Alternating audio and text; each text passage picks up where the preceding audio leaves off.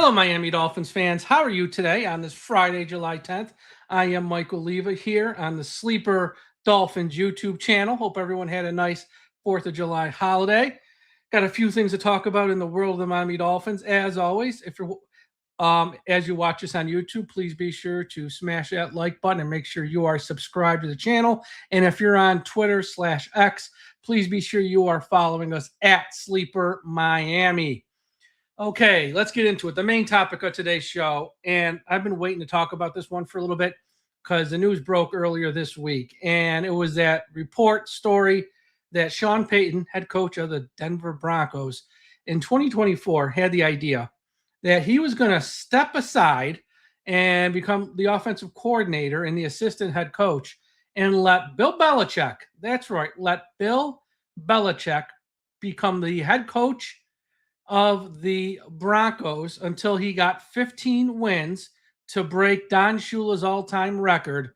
And then Bill would just ride off into the sunset and Sean Payton would return as the head coach. From the report, Sean Payton mulled suggesting this to the owner of the Broncos. Obviously, he didn't end up, asking for this, or this wasn't executed per se. But, I don't know. This story, it's just everything wrong with sports. It's everything wrong with sports and everything wrong with society. In my view, of Sean Payton just really, really goes down. I mean, it's like, he per the report, easy for me to say, per the story, Sean Payton, he wanted this to happen out of deep respect for Bill Belichick, because, Bill Belichick is friends with Parcells, and Parcells was the mentor of Sean Payton. And, he's only 15 wins away from this record. And if he could help out his mentor's best friend, he wanted to do that. Obviously, it never happened, and he never asked for it. But, again, Sean Payton, what are you doing? And why would you actually repeat this to someone? Because it only makes you look horrible. And this is the same Sean Payton, and this is why my image of him has really gone downhill. This is the same Sean Payton who, when he was with the Saints, was suspended because his team was putting bounties on players. This is the same Sean Payton who got caught tampering with the Miami Dolphins, and it cost the Miami Dolphins pick. And now you got this Sean Payton, even though nothing happened to the end, has this idea. And it's like, this is everything wrong with sports. I understand records are nice. Records are important. That's how we sort of rank players and teams and coaches in history based on records and stuff. But it would have been a cheap record. If this would have actually played out and happened, Bill Belichick would have had the record, but put an asterisk next to it. It's not real. It's like when Favre laid down for the sack of Michael Strahan to get that single season sack record that just was active until last year when Myles Garrett broke it. Everyone looked at that record as a joke. And Bill Belichick, if this would have happened, and let me be clear, I'm not mad at him. He didn't do anything wrong. This was Sean Payton's idea. If this would have been executed, if this would have happened, it would have looked like a joke. And it would have made Bill look like a joke. Plus, let's be honest, 15 wins ain't easy. It probably would have took more than one season. Probably would have took 2 seasons. So what happens? Year one, they win, 9 or 10 games, let's just say. And then year 2, they start off, let's say 5-0. He gets the record. What? He's going to quit? Like October 10th, I got the record. See you later. I'm done. Sean, you're back. Like, you've been the head coach of the team for a year and a half. You're going to quit once you get the record? Or say that would have went until like November, half the season. You're going to quit in the middle of the season? Probably when you're having a quality season. Like, the whole thing just makes no sense. It would have been an embarrassment to the league. It would have been an embarrassment to the Broncos. And if anything, it kind of only would have helped Don Shula look way better in history. And, and we've seen this in other sports. I remember either this past NBA season or maybe the one before, I can't remember. That guy on the Heat, Bam Adebayo, scored like 82 points in a game or something.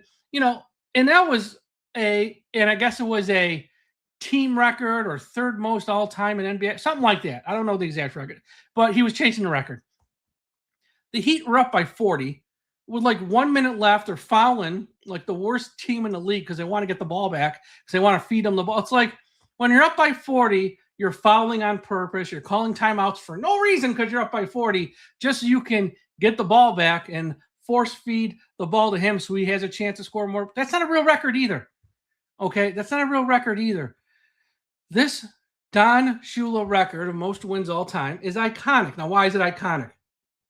Because the NFL is the most popular sport in America. And if someone breaks that record, it's an iconic moment. And I actually think someone will break the record. It ain't going to be Bill Belichick, though, because, he's done in the NFL.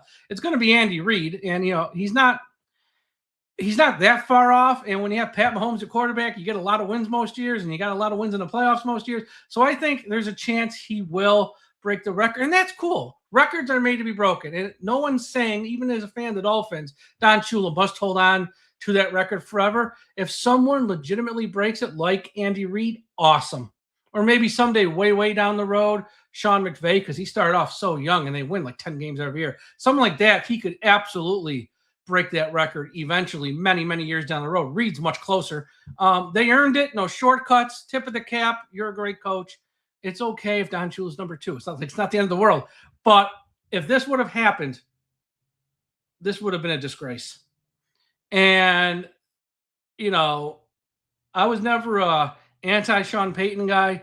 At this point, I'm kind of an anti-Sean Payton guy. Again, I know it didn't happen, but the fact he thought about pitching this idea and, trying to have this happen, it just goes to show you his mindset. And then you pile on top the way he talked to the media at the end of last season after they lost in the playoffs and stuff was a disgrace. You're the head coach. You got to stand up at a podium and answer questions. And you don't have to be, I will say this as nicely as possible, very rude about it. Answer the question or don't. You don't have to attack reporters. They're just there trying to do their job. But, yeah, this was horrible. Shula still has the record. Bill Belichick is struggling at North Carolina. I don't see anyone stepping aside. And no owner would probably put up with this now, especially with all of the outside noise around Bill Belichick with who is his female companion, let's say, and her age and all that stuff. So I don't see this ever happening. He'll never get the record, but I think Andy Reid actually will. And that's okay because it means he earned it and he did it the old fashioned way. But yeah, Sean, that story was just so strange. And, the fact that it just came out now makes me think he finally told it to somebody who then it's really weird. And look, they got a great team this year, Denver. Nick surprised the hell out of me, so I think they're going to win a lot of games this year.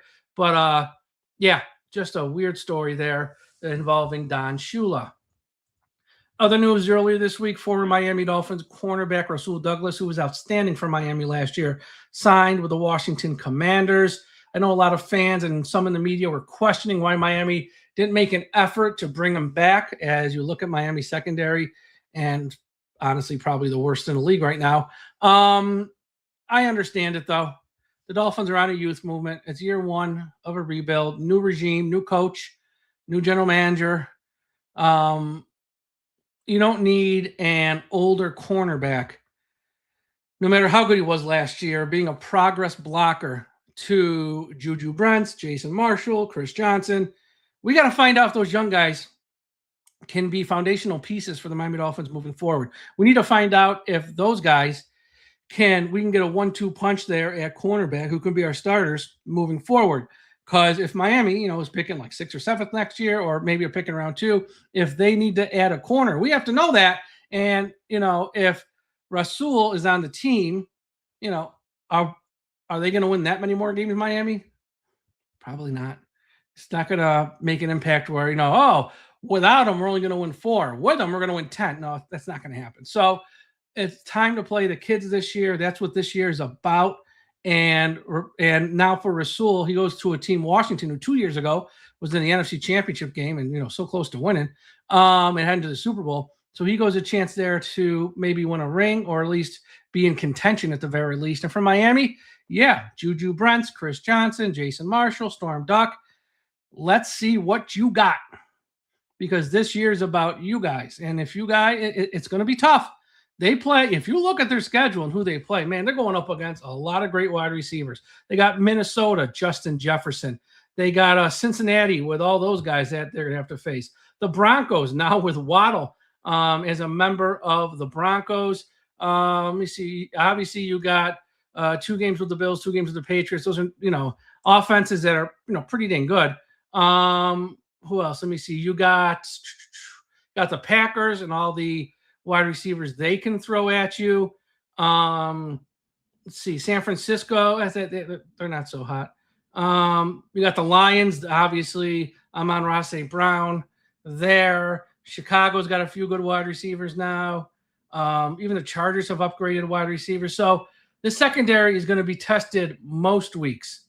And they're going to be tested against the best of the best of the best. When you got, Justin Jefferson, you got Chase and Higgins, you got Amon-Ra St. Brown, you got Waddle. You're going to get tested. You're going to get tested a lot. So I understand the move not to bring back Rasul Douglas, and I'm okay with that right there. In other news, there was a lot of rankings out this week. One ranking was from Warren Sharp, who's very smart. He covers the NFL. He ranked Miami's offensive line 29th out of 32. I know a lot of people, fans and stuff, they sort of scoffed at that. Like, not that Miami has a top 10 offensive line or top 5 offensive line, but 29 seems kind of low. And I think 2 things can be true at the same time. Is it kind of low? Yeah, but it shouldn't be that much higher. And why do I say that? Well, let's start here. Caden Proctor's a rookie. We don't know. We hope. We don't know. So you're going to move him inside to play left guard. He's never played. He's only played left tackle in college. Never played guard. Now, most offensive linemen you speak to say you can move in from tackle to guard. It's not that tough. Not a big transition. But again, we don't know with Proctor. So there's a big question mark there. We don't know. Jonas Vainea was awful last season. Okay.